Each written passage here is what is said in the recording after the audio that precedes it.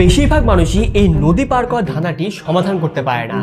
এইটা দিয়ে আপনার ক্রিটিক্যাল থিঙ্কিং অ্যাবিলিটির টেস্ট হয়ে যাবে।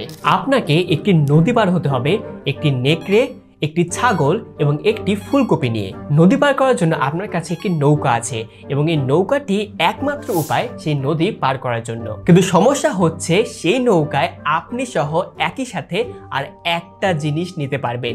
দুটো কিংবা তিনটা জিনিস নিলে সেই নৌকা যাবে ডুবে। এখন নেকড়ে আর ছাগলকে যদি একসাথে রেখে যান তবে নেকড়েটি ছাগলকে খেয়ে ফেলবে, আবার ছাগল আর ফুলকপি একসাথে রেখে গেলে ছাগল ফুলকপি খেয়ে ফেলবে। এই অবস্থায় আপনি কিভাবে তিনটি জিনিসকেই নদীর এপারে সুরক্ষিতভাবে নিয়ে আসবেন? এই ধাঁধাতে ফার্স্ট স্টেপ কিন্তু খুবই সহজ। ধরেন প্রথমে আপনি ছাগলকে নদীর এপারে নিয়ে আসলেন।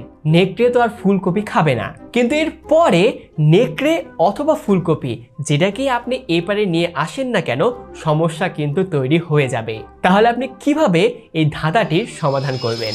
যদি হালকা হিন্ট দিতে হয়, এই ধাঁধা কিন্তু লজিক্যাল ওয়েতেই সলভ করা সম্ভব। আপনাকে এমন কিছু করা লাগবে না যেটা এখানে বলা নেই। সো দরকার হলে ভিডিওটি পজ করুন, খাতা কলম নিয়ে একটু চেষ্টা করুন এবং আপনার অ্যান্সারটি কমেন্ট সেকশনে জানিয়ে দিন। আর যদি না পারেন টেনশন নট, এই ভিডিওর একদম শেষে এই ধাঁধার সলিউশন দিব। Believe me, it will blow your mind. গুছিয়ে কথা বলা যেমন জরুরি, সেরকম ভাবে গুছিয়ে চিন্তা করাও কিন্তু জরুরি। মানুষকে সৃষ্টির সেরা জীব বানিয়েছে তারই চিন্তা করার শক্তি। বর্তমান সময়ে যেখানে চারিদিকে ইনফরমেশন অ্যান্ড মিস ইনফরমেশনের ছড়াছড়ি, সেখানে ক্রিটিক্যাল থিঙ্কিং অ্যাবিলিটি ডেভেলপ না করলে আপনি ক্রিটিক্যালি চিন্তা করার মাধ্যমে আপনি আপনার প্রায়োরিটি ঠিকঠাক সেট করতে পারবেন।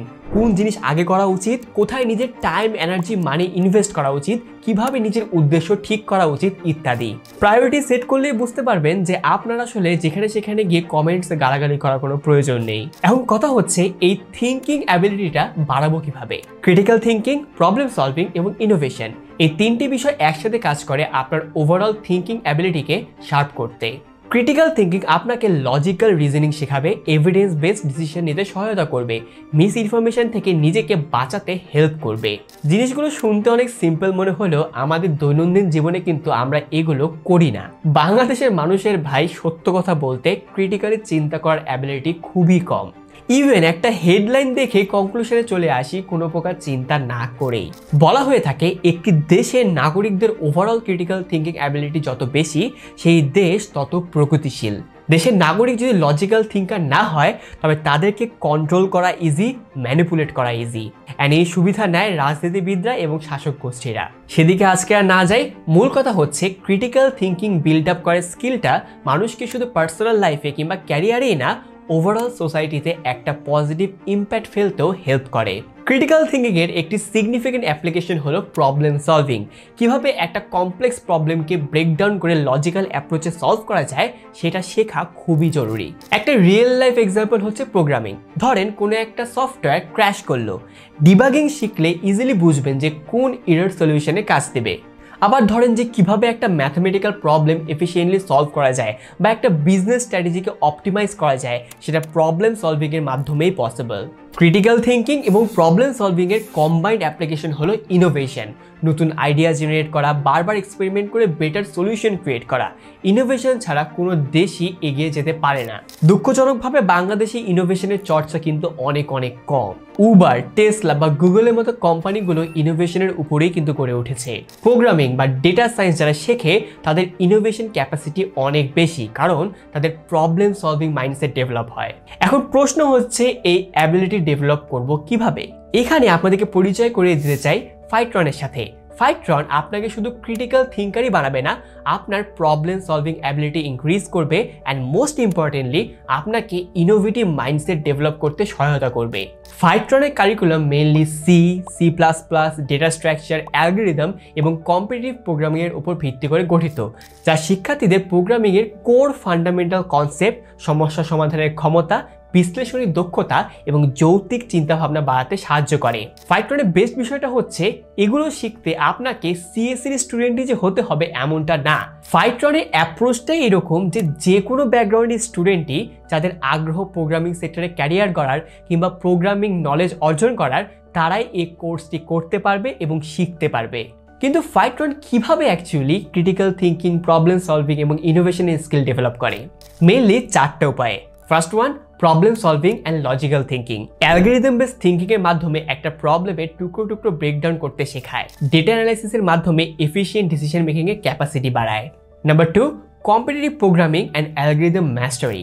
স্টুডেন্টসকে স্ট্রাকচার্ড প্রবলেম সলভিং প্র্যাকটিসের মাধ্যমে লজিক্যালি সলিউশন খোঁজার স্কিল ডেভেলপ করতে শেখায়। অ্যালগরিদম অ্যানালিসিসের মাধ্যমে বেস্ট পসিবল সলিউশন বের করতে হেল্প করে। Number 3, innovation and real world application. Machine learning, software development, competitive প্রোগ্রামিংয়ের মতো স্কিল সেট ডেভেলপ করে স্টুডেন্টকে নেক্সট জেন ইনোভেটর বানায়। রিয়েল ওয়ার্ল্ড টেক ইন্ডাস্ট্রিতে সলভ করা প্রবলেমের মতো চ্যালেঞ্জ সলভ করার প্র্যাকটিস করতে দেয়। And number 4, holistic learning environment. Live support session, secret groups, one on one মেন্টরশিপের মাধ্যমে একটা কমপ্লিট লার্নিং ইকোসিস্টেম ক্রিয়েট করে।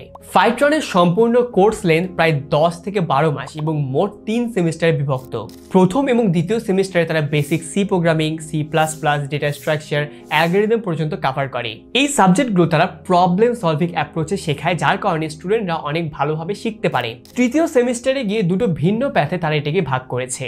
নাম্বার 1, প্রবলেম সলভিং এর দিকে যাদের আগ্রহ তাদের জন্য প্রবলেম সলভার্স ক্লাব। এই প্রবলেম সলভার্স ক্লাবে টপ ক্লাস কম্পিটিটিভ প্রোগ্রামার থাকেন মেন্টর হিসেবে, যেখানে ডেডিকেটেড ভাবে একজন স্টুডেন্টকে problem solving and competitive programming practice করানো হয়। এতে তারা কোড ফোর্সেস এবং কোড শেফের মতো অনলাইন জাজে পিউপিল, 2 স্টার, 3 স্টার, এমনকি স্পেশালিস্ট কিংবা 4 স্টার পর্যন্ত র্যাঙ্ক অর্জন করতে পারে, যেটা তাদের ক্যারিয়ার এবং জবের ক্ষেত্রে অনেক গুরুত্বপূর্ণ ভূমিকা রাখে।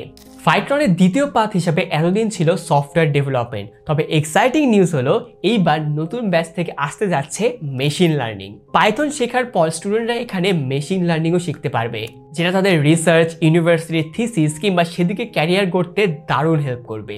সিএসসি ফান্ডামেন্টালস উইথ ফাইট্রন রেগুলার কোর্সের পাশাপাশি স্টুডেন্টরা যাতে ভালোভাবে কোর্স কমপ্লিট করতে পারে সেই জন্য ফাইট্রন 6টি লেয়ারে ক্রেজি লেভেলের সাপোর্ট দিয়ে থাকে।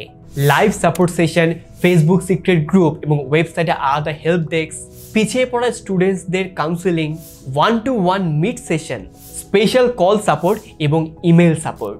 একটা স্টুডেন্টকে দক্ষ জনবলে পরিণত করতে যা যা সাপোর্ট দরকার সবই কিন্তু পাবেন ফাইট্রন থেকে, যেটা আপনি নর্মালি ইউটিউব ভিডিও থেকে পাবেন না। ভিডিও শুরু থেকে যে 3টি ওয়ার্ডের উপর আমরা এমফাসাইজ করার ট্রাই করেছিলাম, ক্রিটিক্যাল থিঙ্কিং, প্রবলেম সলভিং এবং ইনোভেশন, এই 3টাই কিন্তু ফাইট্রনের প্রোগ্রামটা ডেভেলপ করতে হেল্প করবে। দীর্ঘমেয়াদে এই স্কিলসগুলো আপনার ক্যারিয়ারকে অনেক দূর এগিয়ে নিয়ে যেতেই কিন্তু সহায়তা করবে। ব্যাচ 7 এর এনরোলমেন্ট শুরু হচ্ছে এই 10 মার্চ 2025 থেকে এবং এনরোলমেন্ট চলবে 24 মার্চ 2025 পর্যন্ত। সময় কিন্তু খুবই সীমিত, তাই তাড়াতাড়ি এনরোলমেন্ট করে ফেলুন। আমি কমেন্ট সেকশন এবং ডেসক্রিপশনে ফাইট্রনের এনরোলমেন্ট প্রসেস এবং বাকি সব ডিটেলস দিয়ে রাখবো। সো এইবার আসি সেই নদীর ধাঁধার সলিউশনে। আমরা জানি নৌকাতে একজনের বেশি নেওয়া যাবে না। নেকড়ে এবং ছাগলকে একসাথে রেখে গেলে নেকড়ে ছাগলকে খেয়ে ফেলবে, ছাগল আর ফুলকপিকে একসাথে রেখে গেলে ছাগল ফুলকপি খেয়ে ফেলবে। তাহলে আমরা কিভাবে 3টি জিনিসকে নদীর এপারে সুরক্ষিতভাবে নিয়ে আসতে পারবো? সো ফার্স্টে আপনি ছাগলকে নদীর এপারে নিয়ে আসতে পারেন। নেকড়ে তো ফুলকপি খাবে না, সো কোনো সমস্যা নেই। এবার ফাঁকা নৌকা নিয়ে আবার এদিকে ফিরে আসুন এবং এবারে নেকড়েকে আপনি তুলে নদীর এই পারে নিয়ে আসুন। এখন আপনি ভাবতে পারেন যে নেকড়ে আর ছাগলকে একসাথে রেখে গেলে তো নেকড়ে ছাগলকে খেয়ে ফেলবে। এখানেই আসে আসল টুইস্ট। এবার ছাগলকে নৌকায় তুলে নদীর এই পারে নিয়ে এসে রাখুন এবং ফুলকপিকে নিয়ে নদীর এই পাশে চলে আসুন। ফুলকপি এবং নেকড়েকে নদীর এপারে রেখে ফাঁকা নৌকা আবার এই পাশে নিয়ে আসুন এবং এইবারে ছাগলকে আবার নৌকায় তুলে নদীটি পার করে এইদিকে নিয়ে চলে আসুন। এভাবে করলেই দেখবেন যে 3টি জিনিসই সুরক্ষিতভাবে আপনি নদীর এপার থেকে এই পারে নিয়ে আসতে পেরেছেন।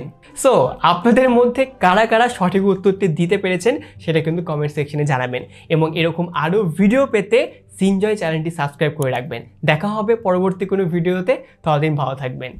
টাটা।